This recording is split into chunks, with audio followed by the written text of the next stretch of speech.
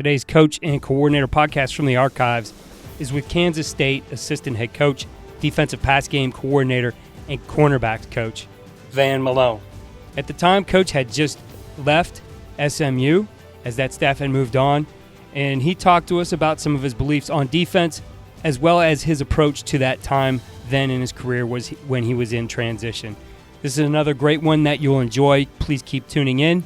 New shows and news coming soon. Welcome to the Coach and Coordinator podcast. I'm joined today by former SMU defensive coordinator Van Malone. Coach, it is great to have you here on the podcast. Great to be here, Keith.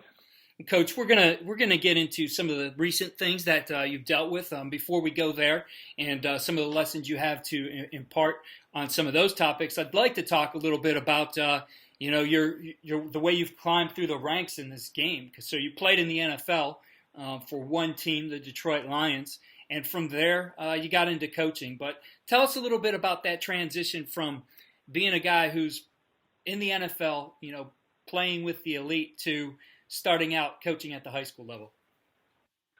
Well, I think, if you would have asked me this question 15 years ago, I probably would have given you a different answer than I'll give you today. 15 years ago, I'm a guy, like you said, coming out of the NFL.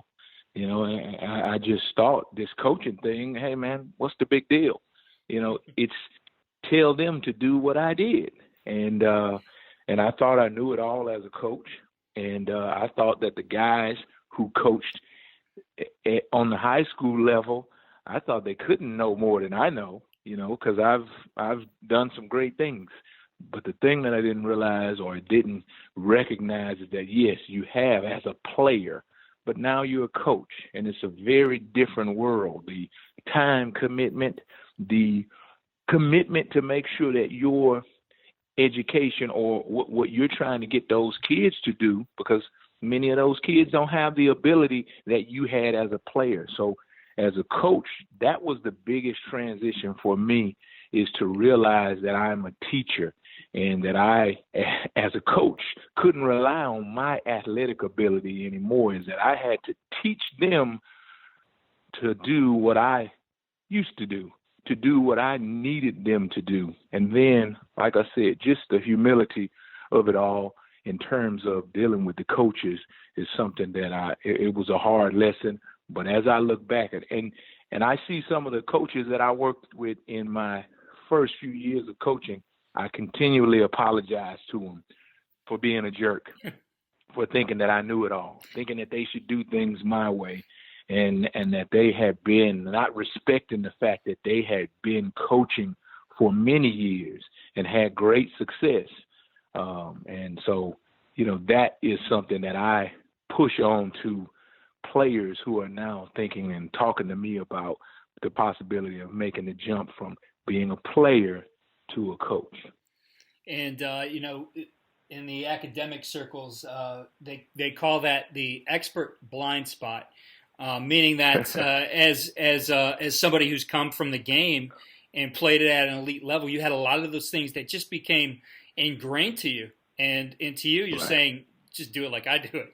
And not being able to see the steps along the way that you have to work with. So obviously, you started to learn those things along the way and progress through your coaching career. Looking back on it, what do you think are some of the key lessons you've learned that really helped you move forward with your career as a coach?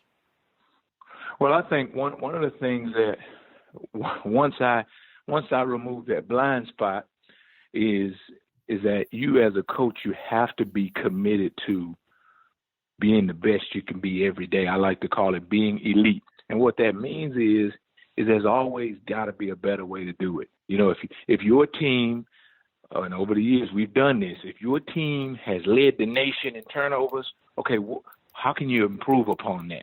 What drill can we improve? What are some things that we can do better to always be looking to improve?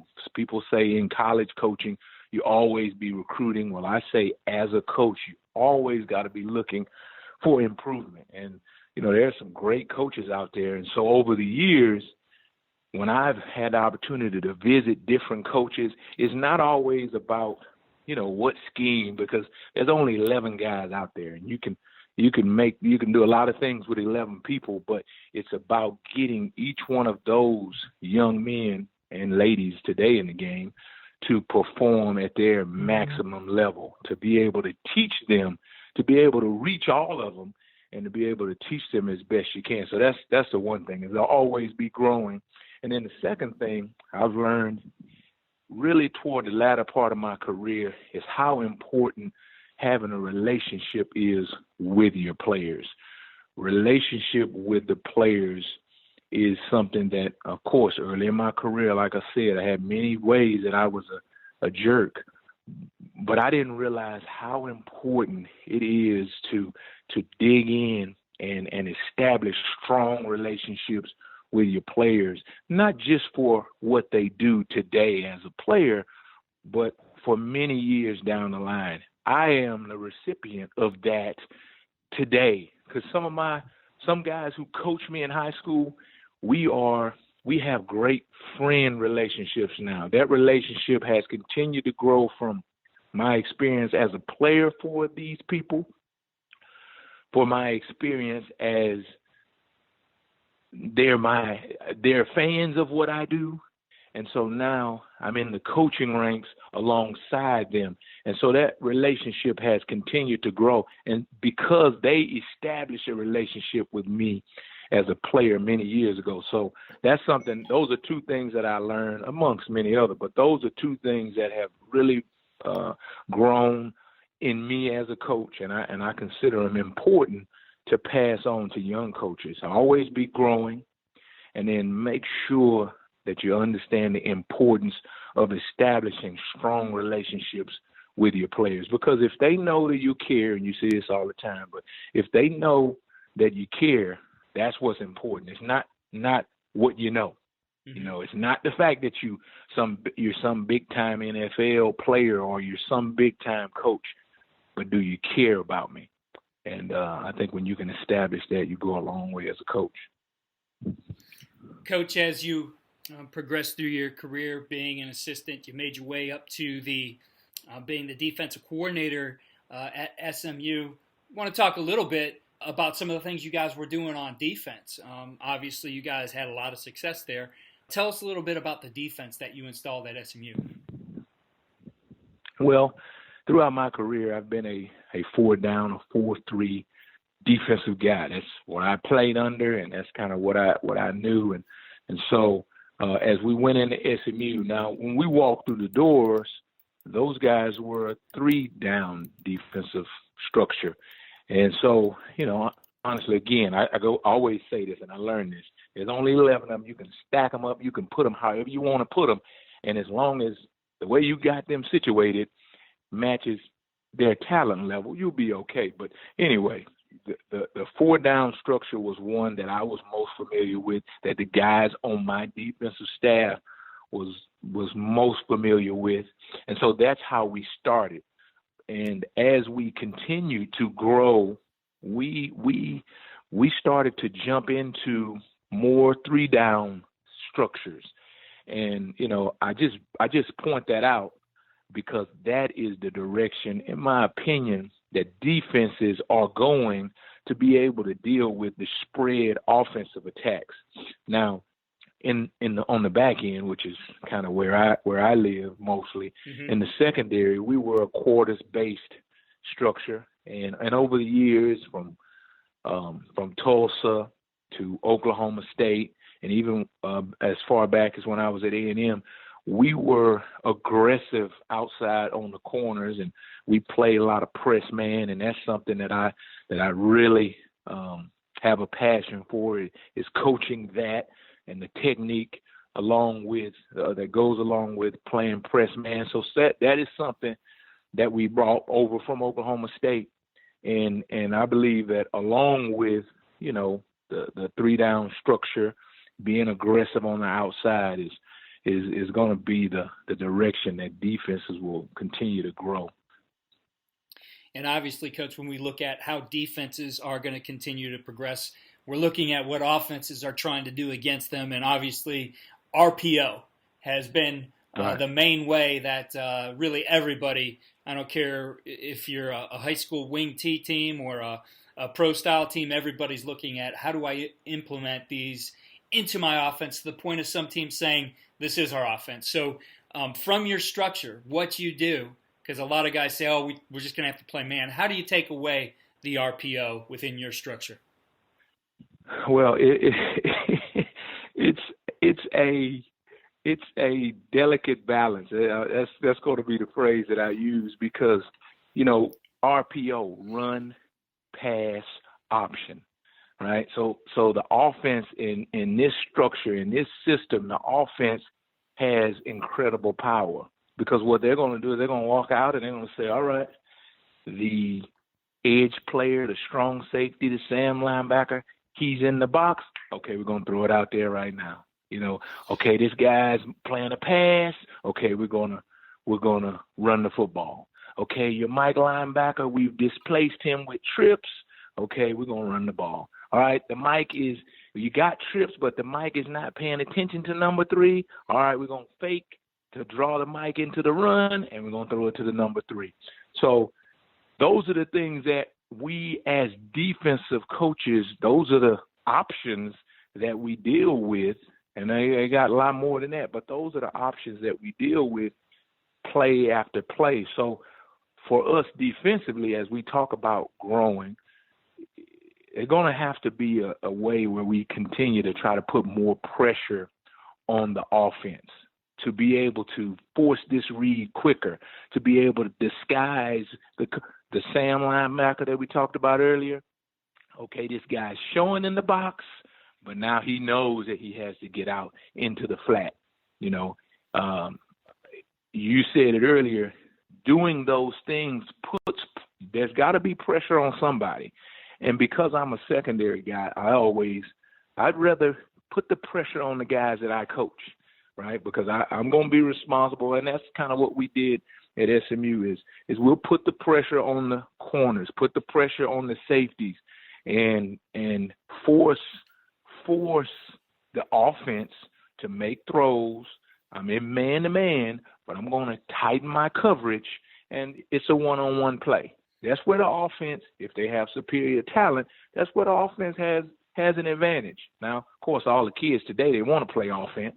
We had a guy at SMU, Cortland Sutton, which Cortland could play any position that he wants to. But back in the day, Cortland was a defensive end, right? He was an outside linebacker. Now that guy's a receiver, and the cornerbacks are guys who didn't play football. They're golf guys. They're little small guys now, and they got to cover and tackle Cortland Sutton, who should be playing linebacker, defensive end, But like I said, in my opinion, as it continues to grow, there'll just be put more pressure on the guys in the secondary as you try to do things from a defensive place to be more aggressive, to force this read more quickly between the quarterback and the receivers in that game.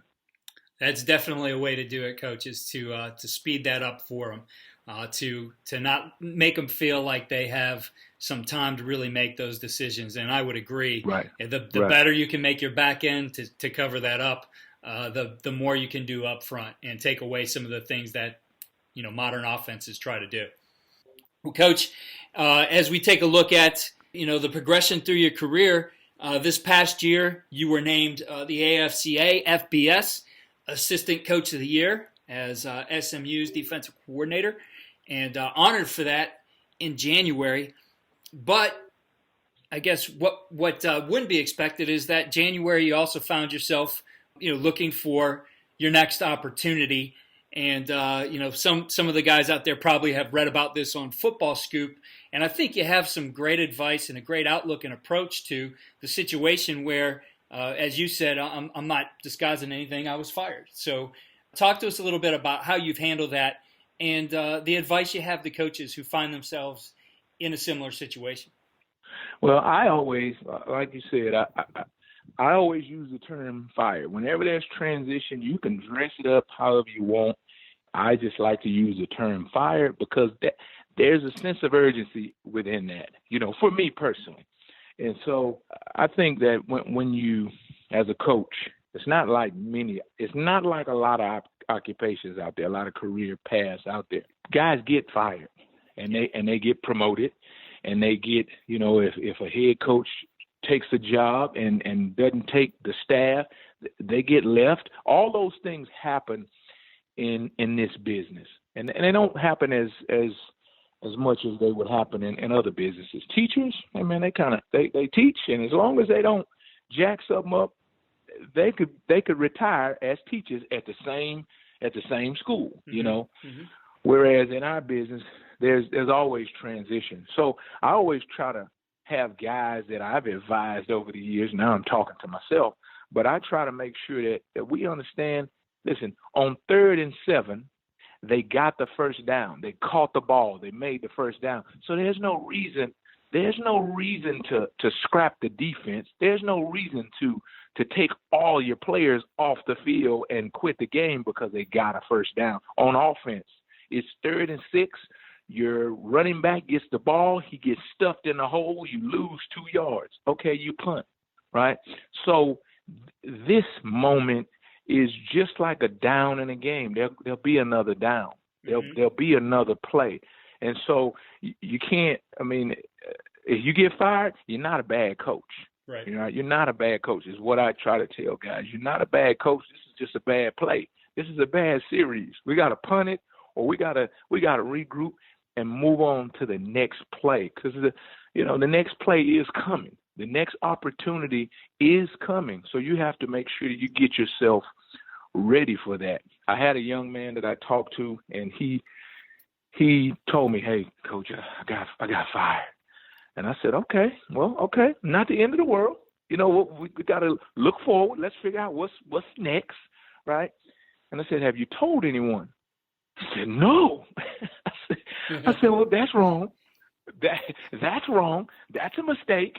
You got to let people know if something has happened. Otherwise, everybody just, they don't change the directory every single day. There's no bulletin that goes up in the sky that lets everyone know what's going on with you. So you have to make sure that you let the guys in your network know what's going on. And then the next thing is, and I had to tell him this, but I had to tell myself this as well, is that these things happen, and you can't take things personally. You can't, for a coach who decides to make a change, or for a coach who decides to go to another university or another school and not take the whole staff, hey, that's his choice. And he makes that choice. Well, you don't have opinions in that choice, right? So what you got to do is you got to move to the next one. But I always I won't say always, but here recently, I've connected it and talked to guys about this, and I say in this way: if you want to be blessed, if you want to receive the blessings that are due to you in your life, you have to forgive. You can't hold a grudge. You can't be upset about the way that thing happened, because you got to move on. It's like in a game. The last play is over. Who dropped the ball? Who cares? Let's go get him ready for the next play, because you got to move on to the next play. And if you carry bitterness and anger and you're holding grudges and you're pissed, hey man, that's not helping you. That's not helping the situation. And it's like if you took poison and you expected the other person to die. Right? It's not going to happen. If you walk around like that, then it's going to hurt you. Right? So the best thing is move on, and let's get ready for the next play. Coach, as we're getting into the spring part of the off season, what is the next play for you? What do you see happening for you in your career moving forward?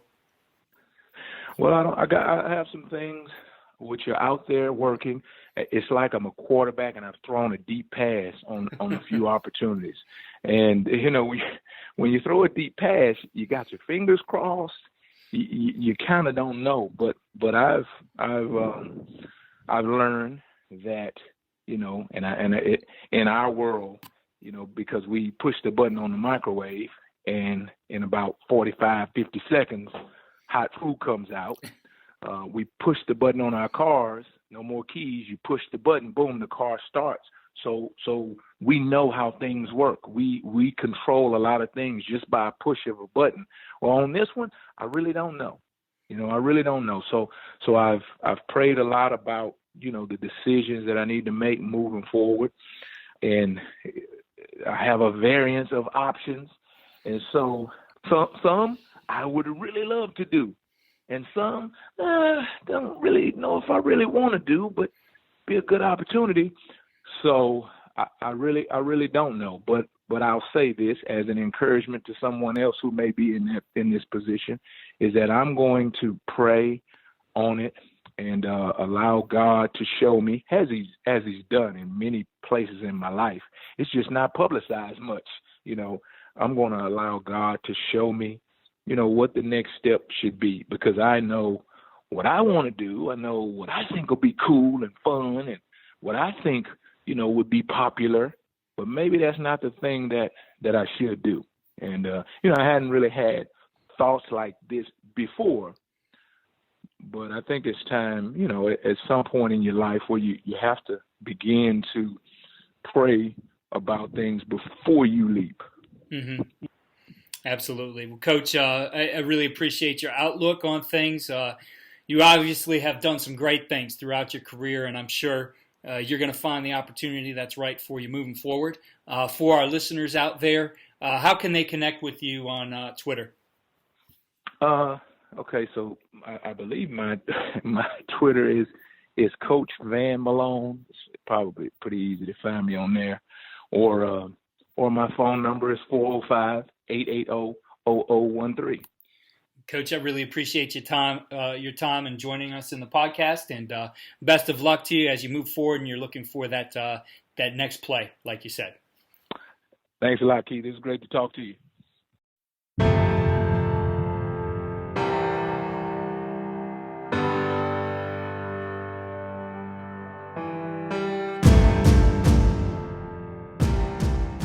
Thanks again for listening to the Coaching Coordinator Podcast. Follow me on Twitter at Coach K. Grabowski for more news and updates on the podcast that are coming soon. If you are enjoying the podcast, please head over to iTunes and click 5-star for rate. If you have a minute, please write a review. It really helps the podcast.